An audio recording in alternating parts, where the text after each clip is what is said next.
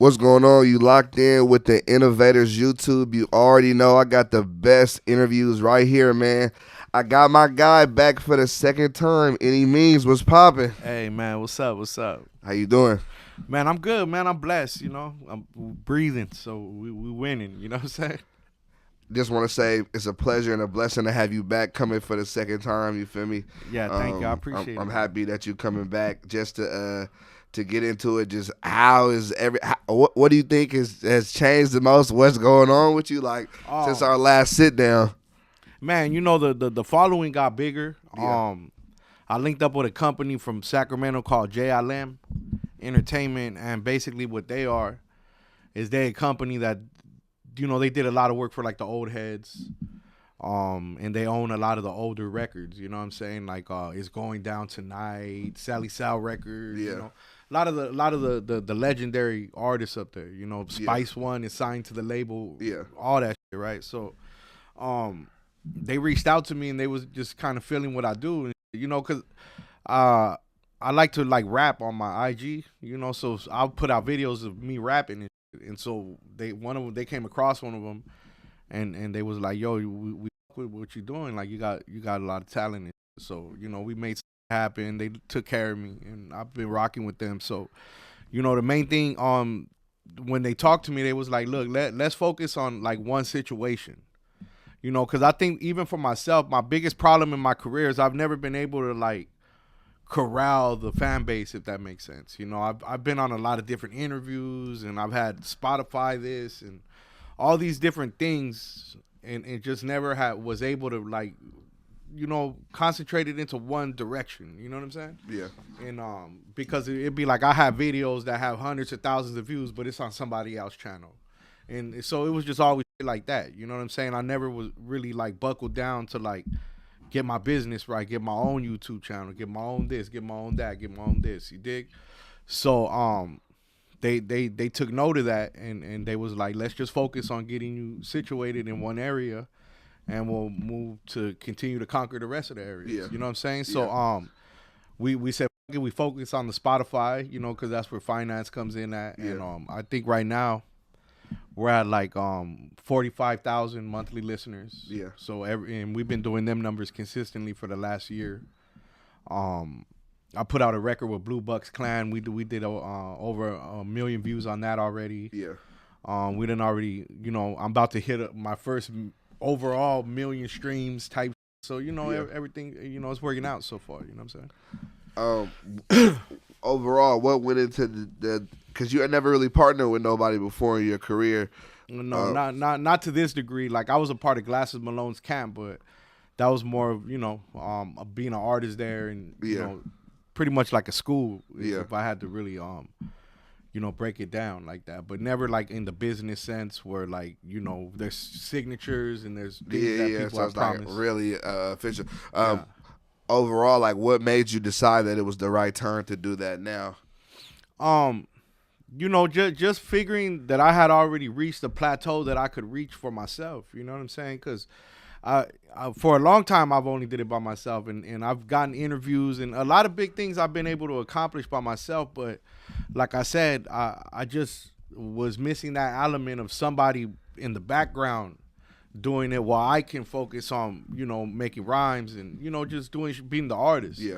Opposed to like one man wearing 1,000 hats. Yeah. Which can be a lot. It is a lot. You know what I'm saying? It is. So. I think as a creative, even I struggle with it too. It's like sometimes it is hard to delegate other responsibility to other people. Yeah. You feel me? So you can focus on others. A lot of times too, it gotta be it's an ego thing with a lot of people too. They don't. Some people don't want to be a part of a team. They want to lead a team. And it never works out like that. Because at the end of the day, if you have leaders, who's doing the business? You know what I'm saying? Yeah. So that's always been a big thing. Like I've had a camp of I had a big camp at one time with like 5 other dudes, and the biggest problem we always had was everybody wanted to be the man. You know what I'm saying? And it was like, let's focus on one person. You get in the door, and while everybody else is collectively working on their own crafts, you know, I always had like a G Unit vision for my crew. You know, Yeah. the way 50 Cent did it, like I really, like, you know, that if I had to say I looked up to somebody in the music industry, it'd probably be 50 Cent. You know what I'm saying? And I really love how he was able to create a crew of people that were successful and not really worrying about everybody else's success. You know, and it was just coming in, but it's so hard to get that type of demographic and energy. You know what I'm saying?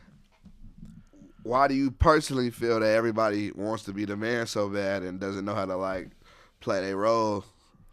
I think it's just human nature. You know what I'm saying? Everybody wants to be the top dog. You know what I'm saying? But in reality, the dangerous people are the role players, the people that realize the roles that they play and where they're valuable at. Those are the most dangerous people. You know what I'm saying? Nah, for sure. Yeah. Could you talk about more just about like what the time was like with Glasses Malone and his camp and y'all relationship? It was ill, man. I met Glasses early because when I first started rapping, my cousin, he's in the building right now. He took me to Meech Wells' studio for me to record there. So boom, I recorded there, and we did a record with Badass, Rest in Peace, and that's kind of like how we got our feet wet into the game, you know. Yeah. And then from that moment on, we kind of like went on this city tour where we was like hitting all the bars and underground shows, and just kind of like making a name for ourselves. You know what I'm saying? Eventually, I ran into a dude named Ill Will, and he manages, or he's the manager of Kid Ink still, I believe. Yeah. And he put out a mixtape for me.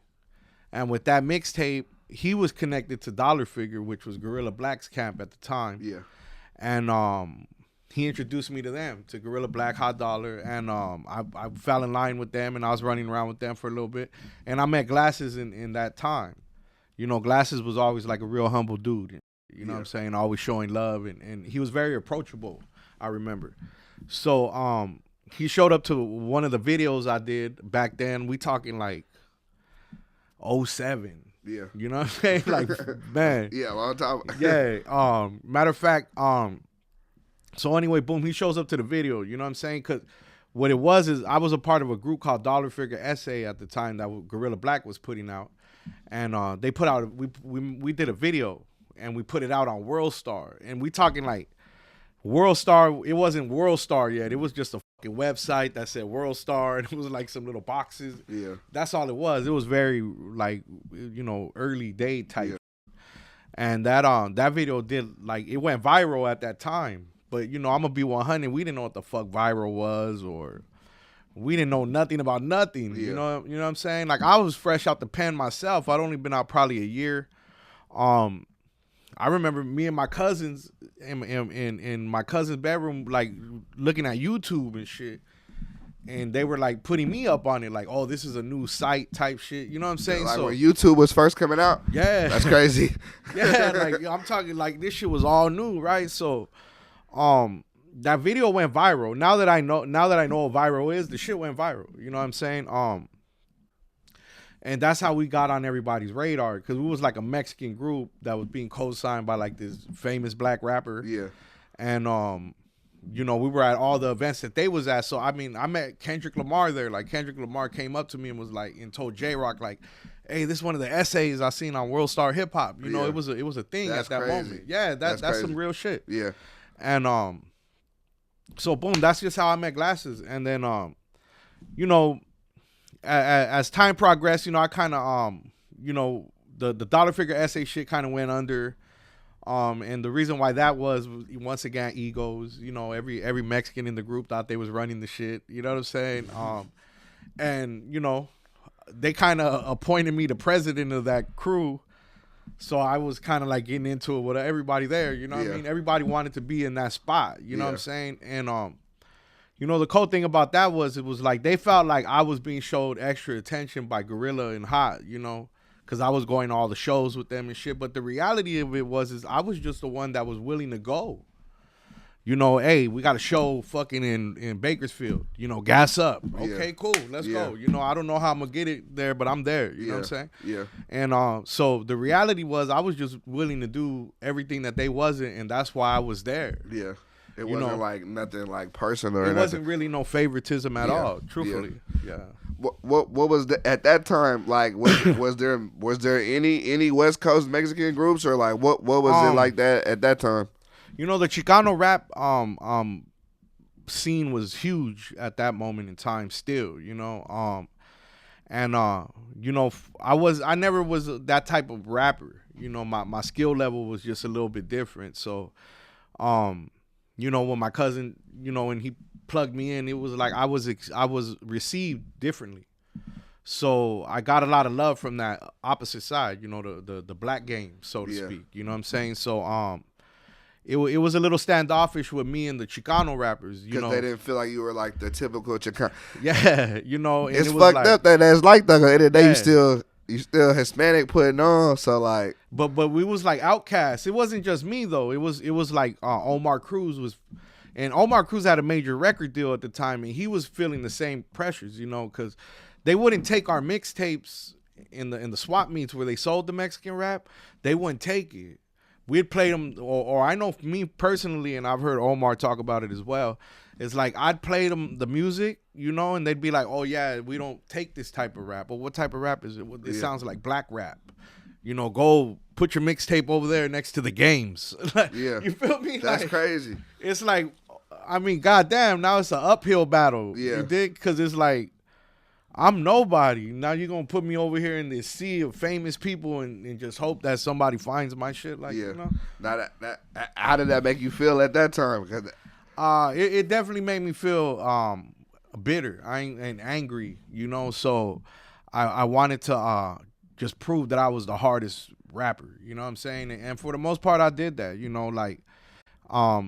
in the Mexican scene, I'm definitely a top tier lyricist there. Nah, for sure. I think that it's like I would have never imagined it was like that. But then I can understand because if this is the lane that they in and you're not in the lane, they feel like, oh, you're doing something different. Well, I just wasn't. I was raised off hip hop my whole life. You know what I'm saying? Or from the moment I could listen to it and understand it. So that's really my whole life. What type of music did you grow up listening to? Shit, man, fucking, DJ Quick, Players Circle. I mean, not Players Circle, Penthouse Players Click, Above the Law, NWA, Eazy-E, Spice One, MC8, fucking, that was in the beginning stages. Lighter Shade of Brown. Yeah. Brotherhood Creed, if motherfuckers know about that, that's what, Paperboy, fucking who else? The list goes on, Snoop Dogg, Dre, back then I feel like hip hop wasn't popping like that yet. So you just go on MTV, you might catch like Snoop Dogg video, then it'd be like Nirvana, Pearl Jam, I fuck with that shit too. Yeah. And it was still very rock era at that moment in time. We talking like early 90s type shit. Yeah.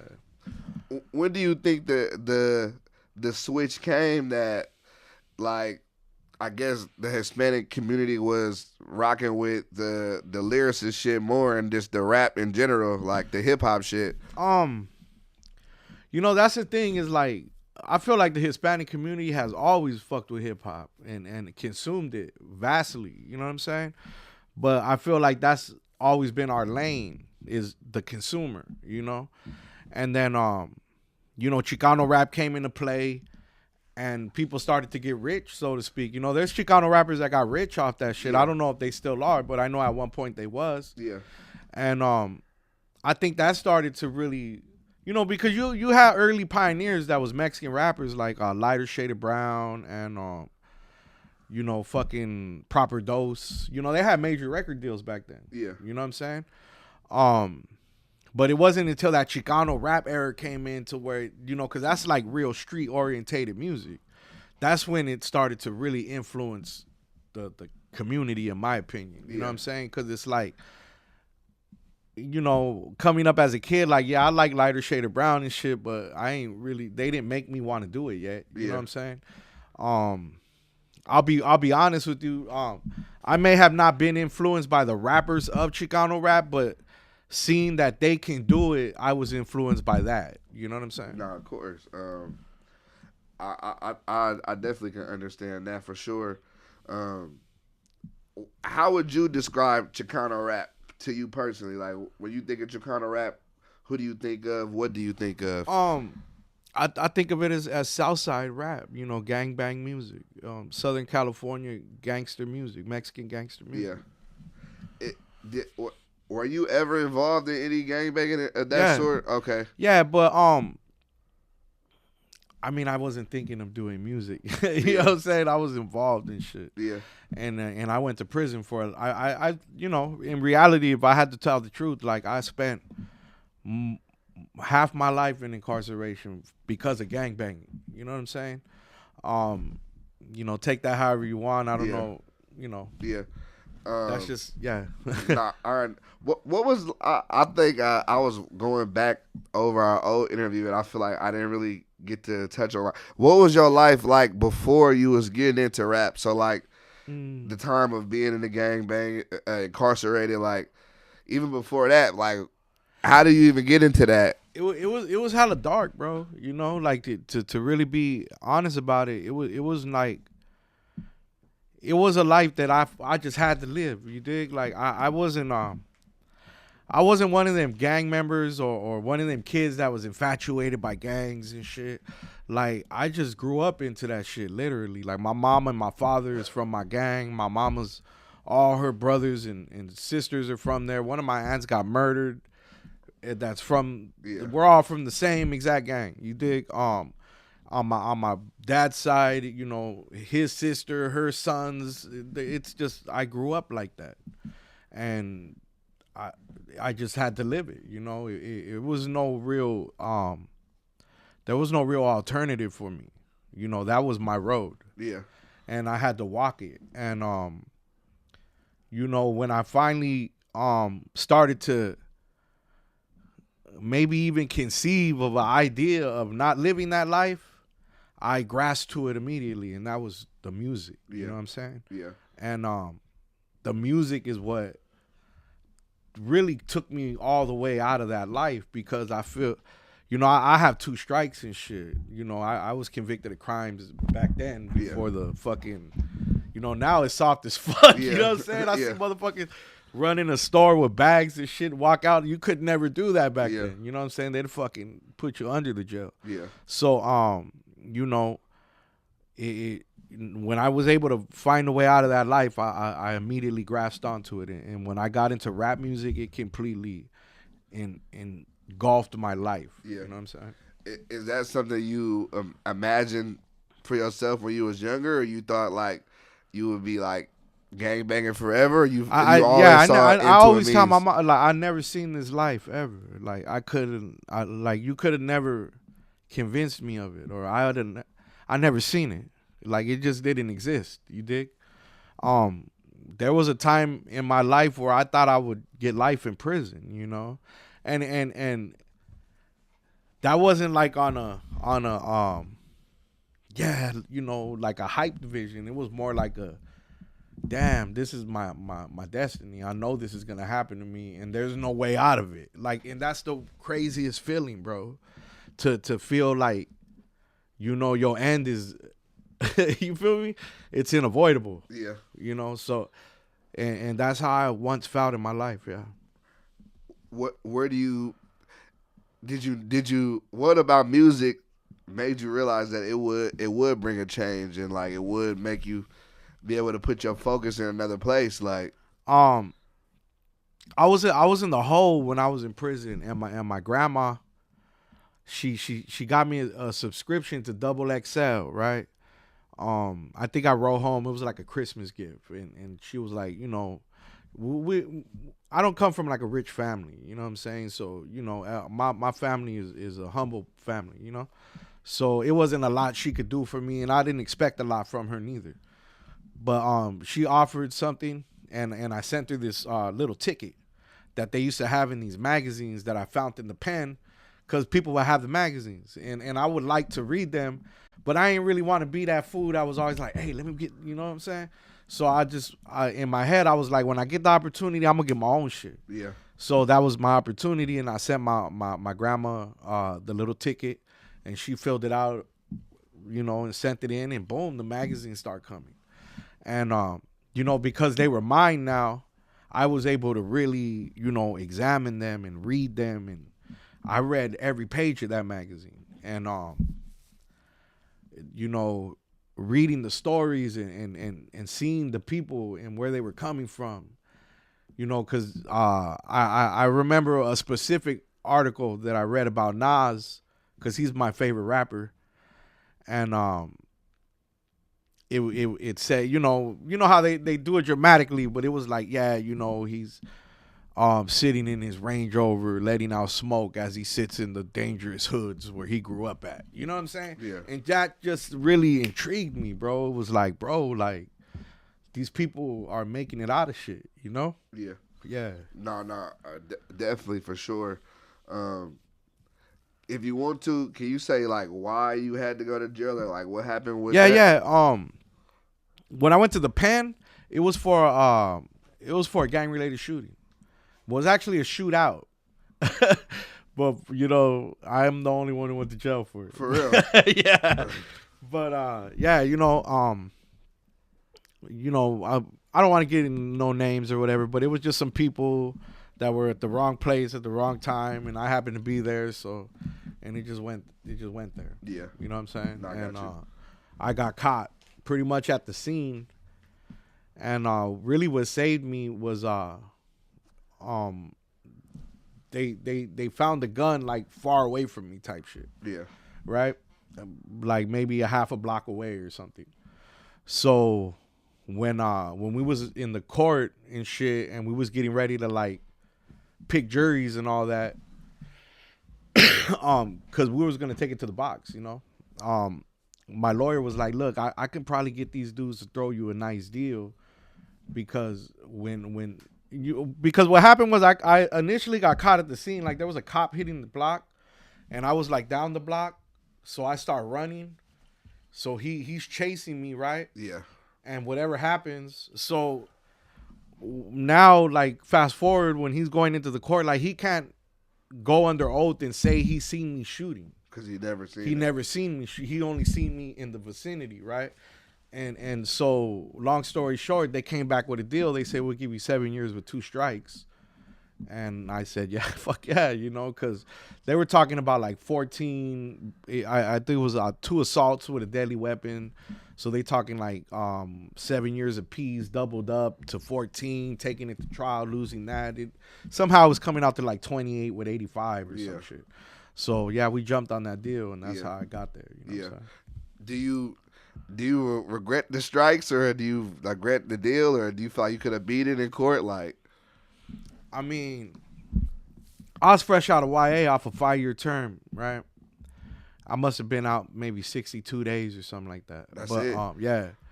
And I at that moment I thought that was a good deal, because I was in the county with dudes that were getting 25 to life, and I was going to Norwalk Court at the time, and there was, it seemed like every dude coming out of there was 25, 15, 30, 65. Yeah. So your 7, you was like, you know what I'm saying? And it's wild when you see that, dude, because it's like, it was nothing but Mexicans and blacks coming out of there. Black dudes getting life, Mexican dudes getting life. It wasn't nobody else up in that motherfucker but us. You know what I'm saying? Yeah, which is definitely fucked up, because we not the only ones doing crime. Yeah, I mean, but not only that, it's like you can't put someone in. Well, what's a good example? You can't put somebody in the middle of the Coliseum where everybody's fighting for their life and think that he not gonna. Yeah, no, for sure. You know what I'm saying? For sure, they gonna have to adapt to the environment. Exactly. Nah, 100%. During your time of being locked up, like, were you making music at that time, or like, what were you doing to pass your time? I was doing a lot of stupid shit, drinking and fucking getting into a lot of stupid shit. Yeah. But back to my cousin, it wasn't until I started to talk to him a little bit more and started to find out his journey in life, which was he was going to a music institute, and he kind of just put it in my ear about rap. We kind of always would like say we was gonna rap. I remember I don't know if he remembers it, but I remember one time sitting in the back of his mama's apartment Yeah. and being like, yeah, we'll make a rap group and shit, and so I just, at this point, I'm way more knowledgeable about the game because I'm reading these magazines every month. It's like a fucking Bible to me. And Yeah. shit, and just yeah, bro, just starting to hear beats on the radio and just playing with it. And the thing about me is like I've always listened to rap so intensely that when I began to rap, I almost sounded like I'd been rapping for so long because I knew how to mimic rappers to the T. The songs and the way they dipped and all that shit. Like if I was rapping to Eazy-E, I knew how to rap in his cadence and all that shit. You know what I'm saying? So when I started making my own raps, a lot of that shit was, it just fell in line like that. Yeah. You know what I'm saying? Nah, I think that's dope. So like, upon getting out after doing your time, like, did you just get into rap immediately at that point, or you kind of you got back into the streets when you got out? Like, nah. We jumped head first into the music, and like keep in mind, cause I always want to say this because there's haters and shit and people listen to interviews and, well, you said this in the last interview, but I listen to West Coast rap from the early parts of my life, right? And that was dope to me. But when I found East Coast hip hop, that's what created who Annimeanz is as an artist. You know what I'm saying? That was the music that really caught my attention. And that was the only music I listened to in my incarceration period. The whole 7 years was only East Coast rap. But why exactly? It was sophisticated to me. The slang was different. It was like a story to me, and they talked about crack and shit. And I grew up in the crack era. So crack was huge in my life, like from me selling crack to, my mom was addicted to crack and I understood that life thoroughly. You dig what I'm saying? And that, that's the difference between East Coast hip hop and West Coast hip hop. West Coast hip hop is more about gang banging and shit.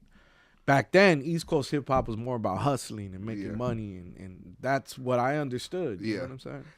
Did people feel some type of way that you was only listening to East Coast music in the pen? Yeah. People would be like, "What the fuck you listening to? You don't want to borrow this bow down?" Yeah. or there was no shortage of Tupac or fucking West Side Connection, all these different groups, Dog Pound, all these were the favorites. Yeah. It was very rare that you find like a Jay-Z or a Nas or, it was pockets of homies that listen to East Coast hip hop. You just had to find them, you know what I'm saying? It's like a secret society. All we ask is trust, though. I did want to touch that on like, as far as like even getting into dealing crack, like how did that happen for you? Did you just say like trying to make money, environment, like? Yeah, shit. Where I grew up at like in the fucking crack cocaine hub. Where exactly did you grow up? I grew up in Cudahy, California. Okay. And that's in South Los Angeles. So it's a very small city. You know what I'm saying? It's in the vicinity of like Huntington Park, Watts, Linwood, Compton, all in that area. Yeah. Southgate, it's very small though. But one thing about Cudahy back then and even today, it's a very violent place, and it was very, very consumed with narcotics. Coming back then, it was crack and heroin, and it was gang banging. Fucking people would get their shit bust out over there constantly. Yeah. You know what I'm saying? And it has a very bad reputation. So, I grew up there, and I grew up in the hotels right there on Florence Avenue, and there'd always be a lot of little kids in the hotels. And what we would do is there'd be like a little clique of us, and we'd like smash down to the market, and we'd push people's carts and, or help them put their bags in their trunks. And people would give us little donations, change and shit. But I would do that daily. So I already kind of was in tune with hustling. You know what I'm saying? And then, eventually 18th Street took over that area and took over the crack dealing there. So, when I met the first person that, gave me an opportunity, no names, You know, I wanted to be like dude. He was the man. You know what I'm saying? And that's what I wanted. So when I got the opportunity, I jumped on it and I started selling crack. You know what I'm saying? Did like your family, are they knowing that you're getting into this? Are they seeing you get into this? Like, well, yeah, you got to understand, like my mom's side of the family, all her brothers were from 18. All her aunts, her sisters are from 18. All their boyfriends are from 18. So, yeah. So everybody kind of see. we're out there all together at that point. So they know. So they're like, oh, I mean, it's wild because the album cover of Cudahy Dope Boy 3 is me as a kid, and my aunt is right next to me, and she must be like 19 at the time, and I'm only like 13 or something. So that's how it was. You know, it was a family type of situation. Family oriented, for sure. I can understand that and then, you know, I'm just keeping it raw, man. Like I've been burying people from that hood since I was 5 years old. You know, one of the very first memories I remember was being with my dad and driving to look at some wall that they had wrote on that said 18, hella big. And I must have been fucking 4 or 5 years old at that time. Wait, what does that mean? It means 18 in Spanish. Okay. Yeah. I got you. Yeah, but I'm talking about it was huge, dude. It was like fucking. It must have been as big as these walls. Yeah. And I remember that, you know, and I remember a photo album that my pops had that was I guess like an 18 that turned into like steps, and it had a bunch of names. I remember, you know, just things like that. I just grew up like that. Nah, I do think it's super dope, and it's but like I think environment. I feel like people always they try to give gangbangers like a bad connotation, but like you could just hear it, like yours is family oriented. Yeah. Like it's not even like you like some nowadays. Sometimes I feel like more people just do it just because it's a good look or to be cool, but it's like that's what you literally grew up into. It's like, I mean, you know, current day now, I don't want there to be a misconception. Like I'm not a participating gang member now, if that makes sense. I don't like to use the word active because that could be misconstrued, right?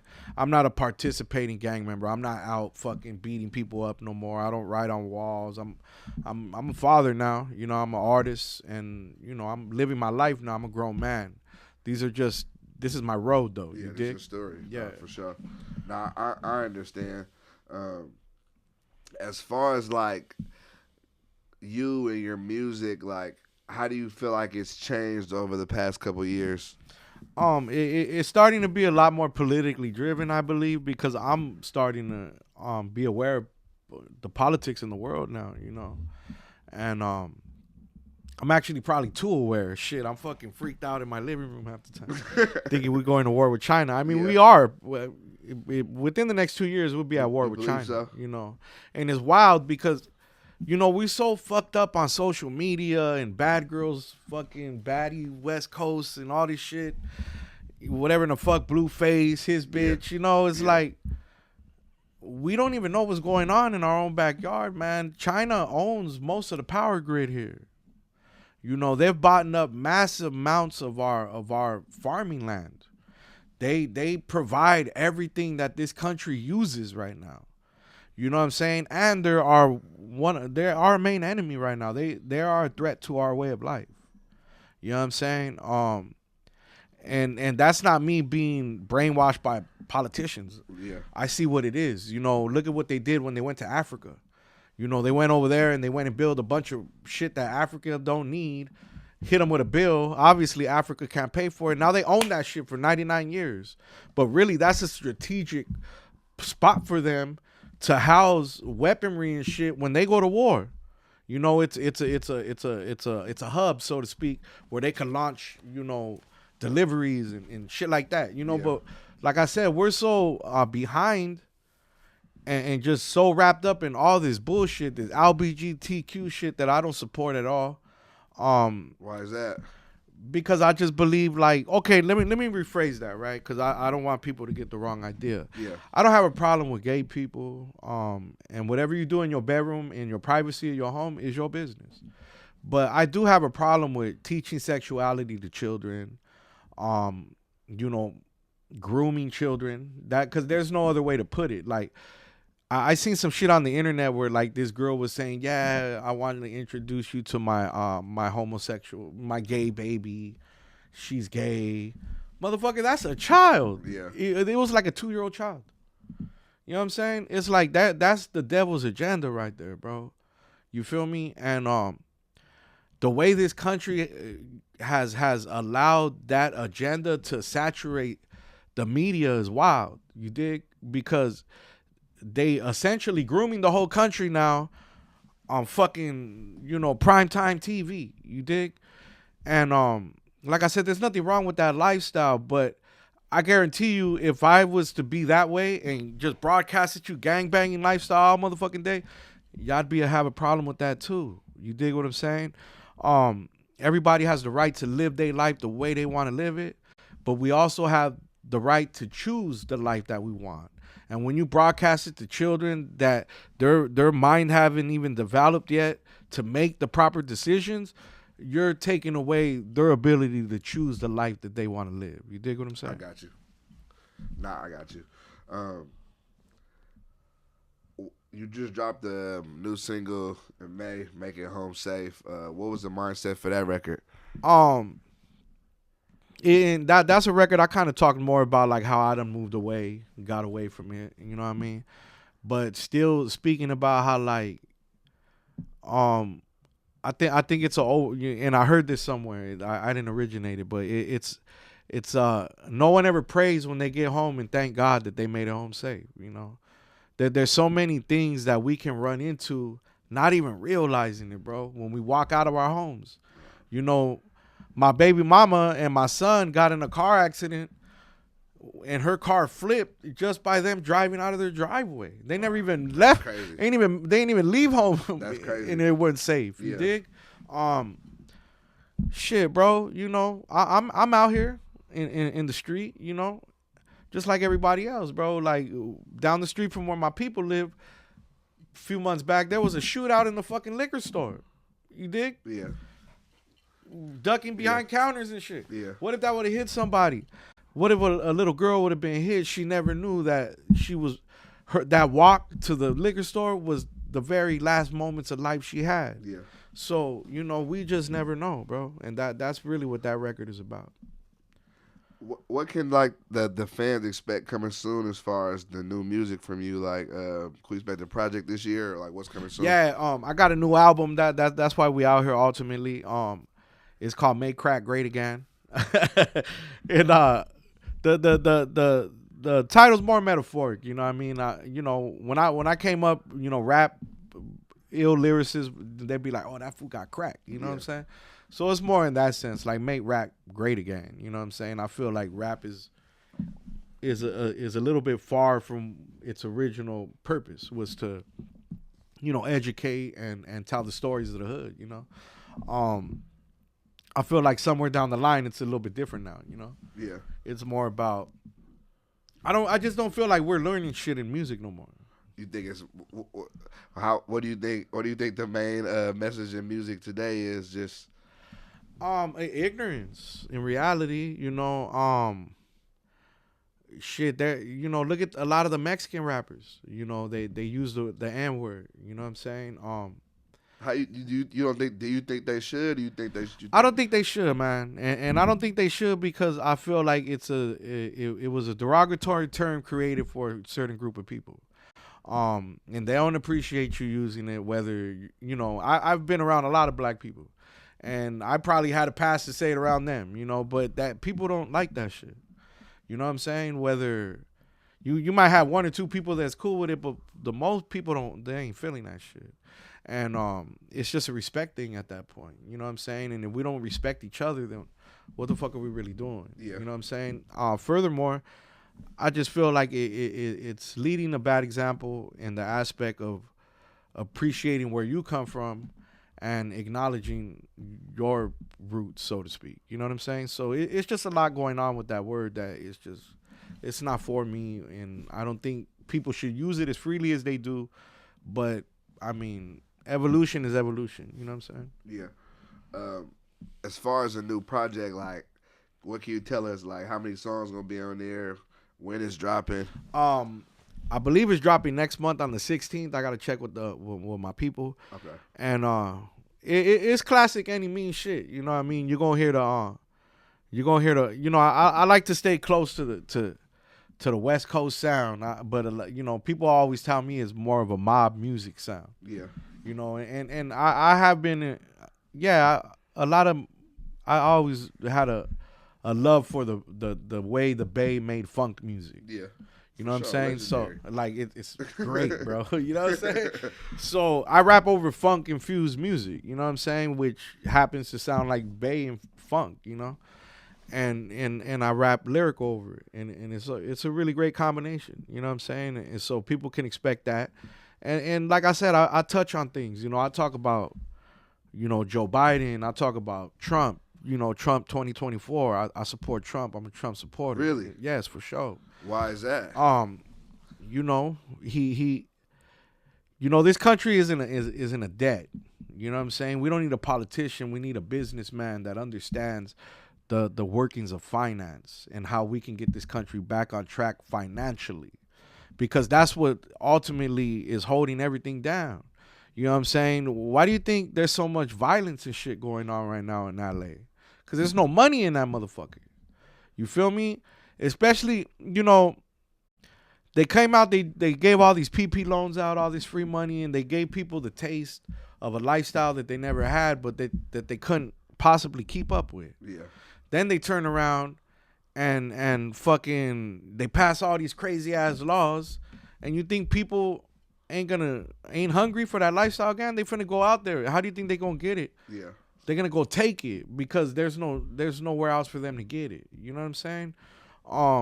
So we have to build ourselves up financially in order to continue to prosper. There was a lot of hate towards Trump because, let's be real, he's not a politician. He's not someone who's gonna talk to you correctly. You know, he's someone like one of us. Hey, motherfucker, what's up? You know what I'm saying? Somebody may feel offended by something we're saying to each other. You dig? Because that's just how we talk. So he probably wasn't the best speaker, but when you really do your research, he was the president that was saying what he was gonna do, and then he was actually doing the shit. Yeah. You know what I'm saying? If Trump was still in office, black people would have received some form of reparation. I believe that. Because he was already en road to doing that. Yeah.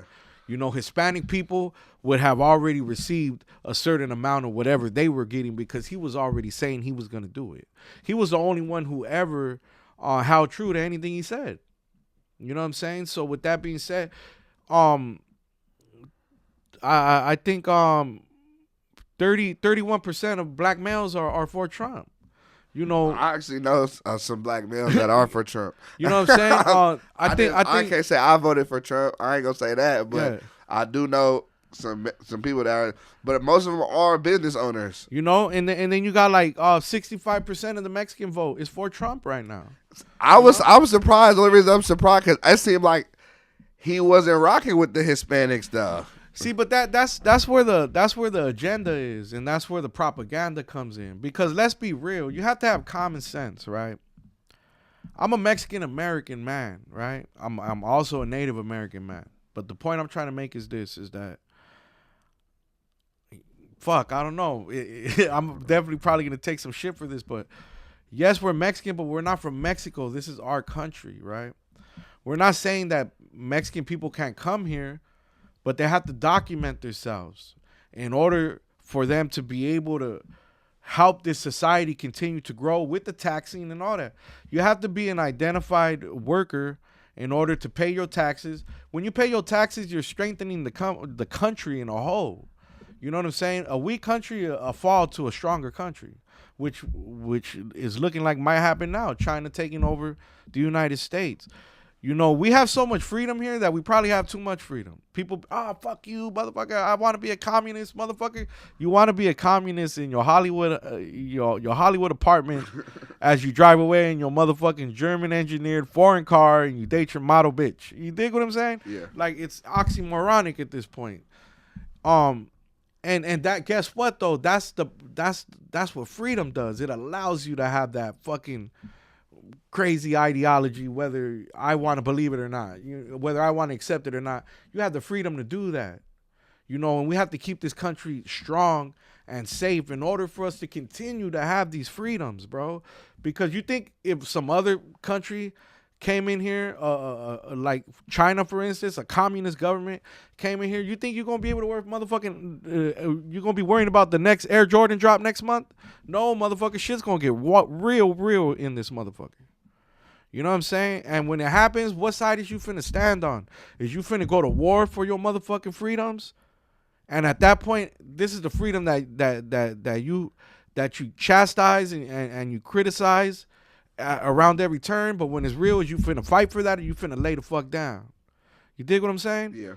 And that's why I believe, he's for American people and our country. You know what I'm saying? And so we can't afford to keep bringing people here. We just can't. That's the reality of it. We're going to go broke. When we go broke, everybody's fucked up. So we have to close it off. Hey, hold up. The party's over right now. Let us get our shit back up. Once we're back up, hey, it's back. We back partying again. But people don't want to understand that. They want to take it personal. And they want to run off with it. You know what I'm saying? But it's like, really sit down, use your head, and use common sense. This is the greatest fucking country in the world. Of course we're gonna keep letting people in this motherfucker. But sometimes we have to slow down. We have to lock the door real quick. We have to clean the house, and then we got to open it right back up. You know what I'm saying? Nah, I get what you're saying on that. Something I did want to touch on with you. You was talking about like all the people that you had seen pass and people that you've had to bury from your neighborhood. How do you deal with death and deal with you've lost, I'm sure, a lot of people in your lifetime? Yeah, I just lost my cousin Bad Boy a couple years ago, and he was active and shit in the hood and all that, and it was we don't realize that we're facing trauma until you talk about it and you're about to start crying. That's when I realized, damn, that's trauma. Because, there was something I talked to my cousin about a couple of months ago, and it was a traumatic type of experience for me. And I cried in front of him. But later on down the line, I told that story again, and it was like, it was nothing. You know what I mean? Because I was able to finally get that bad energy out and shit. You know what I'm saying? And yeah, man, I want to believe I haven't even begun to clean my closet out with the trauma I faced. But I don't know. Yeah. I did want to ask you this: how do you feel about some of the younger Hispanic rappers coming out? You just recently had seen Money Sign Sway passing away. They got Swifty Blue, Peso. Like it's I think Lil Weirdo. Like it's a lot of Hispanic rappers, like younger guys, that's popping right now. How do you feel about like the newer generation that we're seeing? I think it's dope, man. I think I think they was able to get to that next level. You know what I mean? I also feel like there was people that came and we helped pave that way, so to speak. Yeah. And it's great to see motherfuckers accomplishing something. You know what I mean? Because I don't. That wasn't gonna happen fucking 10 years ago. You know what I'm saying? So yeah, man, they've been able to do a lot, and it's fucking dope. Because ultimately, the attention they get is helping me out too. Yeah. Because they bringing attention to the game. Yeah. To the artists, you know. And you know how that goes. Once you find one, you want to find the next. You know what I'm saying? So it's like a snowball effect. Exactly. So I mean, hey, I don't give a fuck who kicks in the door. Yeah. You know what I'm saying? And salute to you for it, man. I think they doing everybody a big giant favor, if that makes sense. You know what I'm saying? Nah, I get you on that. What I was gonna say is there anything that you want to address while you're here? Oh, I know what you're talking about. Yeah, you know what? I'm gonna be 100. I ain't an emotional dude like that. I don't be on social and shit. You know what I'm saying? Once in a great while, I'll get a hair on my, And I felt like yesterday was Father's Day, so I had to, shout out my children. Yeah. But nah, I'm gonna be one, bro. Let's be real, right? And I don't want no type of recognition. I say this because I ran into some little politic background type shit with a couple of some of the newer outlets for the Mexican artists. Yeah. And like I said, politics, man. Motherfuckers is gonna hate you for whatever reasons they have, or feel threatened by you, or God knows what. You know what I mean? Or maybe just never liked you anyways. Who knows? But shit. Like I said, don't forget who was telling y'all to do this. I got interviews years ago saying, we need outlets for our people to be able to prosper. You know what I'm saying? And I push that agenda. So if you don't want to give me the credit for being the one who inspired you to have that idea, then give me the credit for being your biggest mouthpiece. Because when you thought about it, I was out there talking about it. You know what I'm saying? And my thing is like, I feel like they try to overlook your boy a lot. You dig? But and I don't say it with arrogance. When it comes to this LA Mexican rap shit, I'm top 5 in this shit. And a lot of them will tell you the same. All these rappers that they look up to, whether it's, whoever, they done been in my inbox asking for a verse. The old rappers, the old heads, the legends, I done already been on the records with them. They done already show respect. I done already killed a couple of them too. Let's be honest. You know what I mean? I'm not that type of person to brag about that, but some of the best that you call, I laid them down in them records, and you know that. So don't try to play me small like I'm not a factor out here in some way, shape, or form. You know what I'm saying? Because I'm definitely a pioneer in this shit. And when I went through that, so you ain't have to do that. You know what I'm saying? Yeah, I agree with you though. I feel like a lot of times, especially like with the newer generation, the same way people be like, people are quick to say like LeBron better than Jordan, but some of the people never see Jordan play. So how would you really know if you never would have did your history? you got to know your history. Yeah. Sure. But like I said, I'm not somebody who's bitter, and I'm not, this ain't a desperate cry for attention. It's just like, show some respect type shit. Because I respect everybody's hustle, and I support anything that the Mexican community is doing in the music industry right now. I want to champion all the dudes that's winning, whether they young, whether they old, whatever. It don't matter to me. You know what I'm saying? Yeah. Because my career is my career, and I know what I've done, what I haven't done, and where I should be, why I ain't like I understand my career. Yeah. I'm not upset with anybody. Like, I make music because I love it. And I just happen to be one of the illest that LA has ever produced with brown skin, and that's a fact. You know what I mean? Because, like I said, I ain't tell myself that. The people tell me that. Go look at the comments. Yeah. Look at my associations. Look at the records I have with the people that I have them with. Look at the outlets that have showcased me and honored me and wrote articles about me and all that. You know what I'm saying? Yeah. And I don't buy bots and none of that shit. All my shit organic, and it's for real. You know what I'm saying? Yeah. No, I get you 100% on that. I respect it 100%. It's all love with me. I'm wishing you nothing but success and more success moving forward.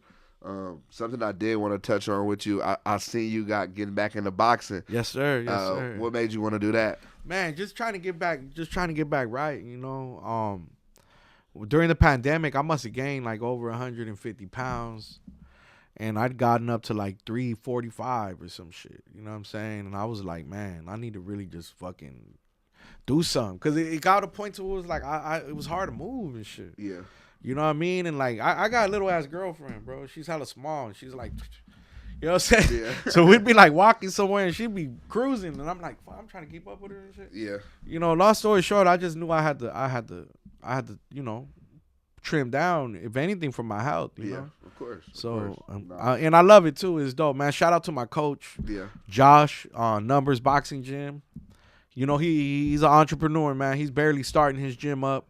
So we ain't where we want to be yet, but we're working towards that. And he's getting more clientele, and I'm super behind him to promote his gym and all that. Yeah. And he's somebody that I met buying merch one time, right? and then we just kind of kept in contact. And then I started training with him. He had a gym, and then he was in a partnership, whatever. Something happened with that.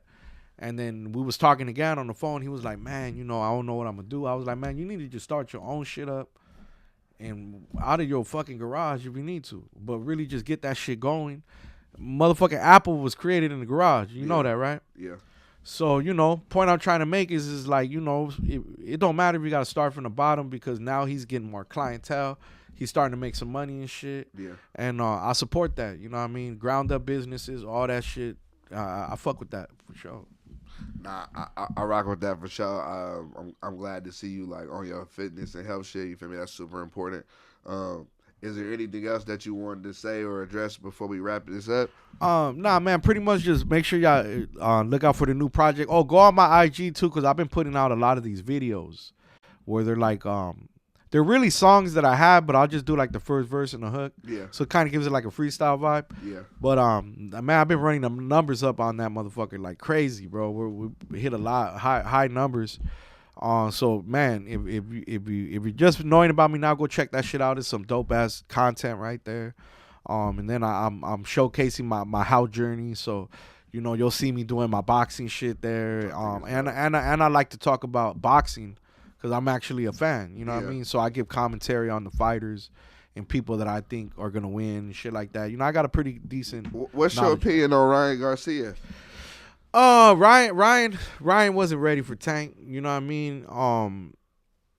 He just wasn't ready. You know what I'm saying? He got in there, he got bored, he was anxious, and he just, he wanted to bang.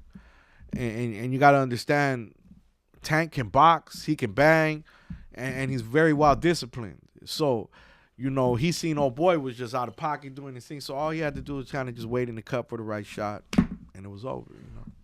It's really a chess match when you're in there. What's your opinion on like? I did see like Teofimo. He said that like Raza wasn't even rocking with Ryan Garcia. Do you feel that way as well? That the Hispanic cute community ain't behind him like that?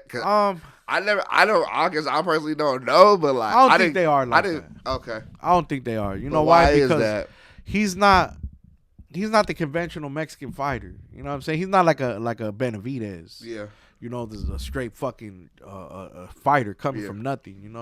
I think because he was famous on like social media before that, right? Yeah.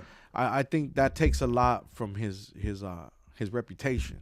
Because he's definitely a dope fighter and he's been in the game for a minute, and a lot of the good dudes, Shakir, all them, they know him from the road and the competition. So he is a real fighter, but I think people kind of take they play him to the left because of his social media status. You know what I'm saying? Yeah.